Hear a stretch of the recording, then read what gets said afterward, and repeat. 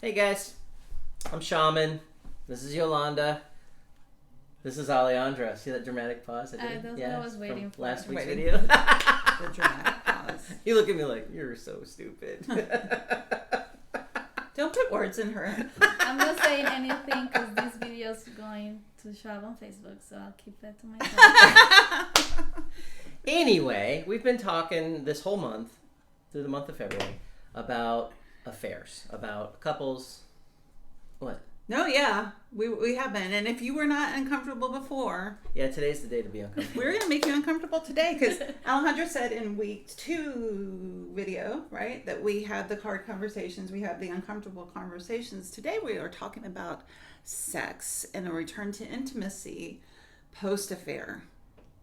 Post-affair. Because how do you do that when Right. one partner who has been hurt, like those images that they are bringing to mind Right. about this situation, they're just popping up like this. Mm-hmm. And maybe they want to be intimate with their partner again, right, after the work that they've been doing. There's a desire for that, but there's also the terror, Right. right? Yeah. Those images just keep popping up. Mm-hmm. And the terror that this thing that nobody thought was ever going to happen could happen again. Mm-hmm. Yeah. And meanwhile, the other partner is like, are we ever going to move past this? Right. It creates Exactly. a weird situation, doesn't it? Because it can kind of create, doing this work post-affair can kind of create, on the one end, the walls around it, one person, and then the other person, like, we got to get past this. Mm-hmm. Like, because, this is not going to help going forward if we're connecting. And Yeah, and for the other person also sometimes it's like, how do I approach it or ask my partner without making them feel pressure or Right. like getting into a fight or like, right. right? Because sometimes they just miss the partner too and they feel like walking on eggshells because no matter what I said, she's going to be like, oh, that's the only thing you think about him.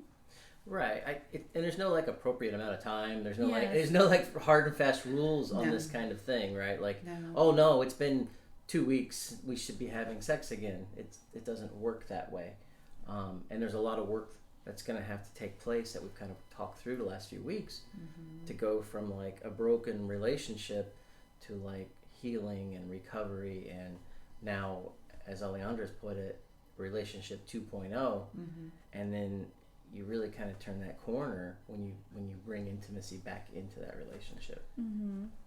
And what happens with intimacy that scares a lot of people is just you're so vulnerable. Right.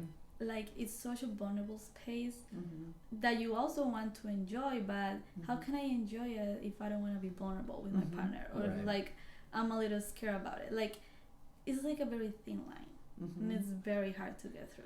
And I think it also brings up, like, the return to intimacy is pulling up some of that grief of like the relationship 2.0 is not Right, relationship what it was. 1.0 when Right. things were pure and blissful and like this didn't happen, right? So a return to intimacy sometimes can pull up that grief of like, I used to enter into this vulnerability without thinking twice about it, and that doesn't happen anymore. Yeah. And sometimes it takes steps. Like I tell my couples, I'm like, if you don't want to do something, don't do it. Because then you're going to have resentment. It's not going to help you. But you don't have to start with like, okay, now we're going to do it. You can start with like simple things. So like, first, like we talked before, communication. This is what is making me uncomfortable. This is what is coming to my head. And just having your partner either validate or bring some support or just remind you that you are the only one now. Then it can be into like, maybe we just cuddle for a little bit. Or let's just caress each other. Or first we make up. Like different things. You don't have to take like a huge step. It doesn't have to be 0 to 100. You know? Right. That's why it's so important before this that you guys do the communication and the boundaries.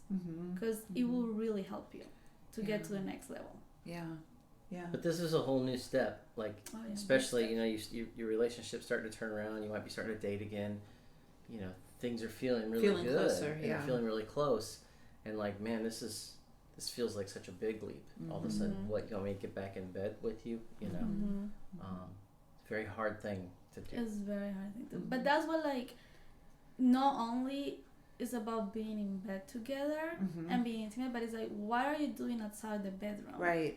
How are you working outside the bedroom to make sure you feel connected? Right. To make sure your partner knows I have your back. To make sure your partner knows that you can trust them. Yeah. Right? It's that work that you're doing outside the bedroom that's going to make things so much smoother when you are in the bedroom. Yeah.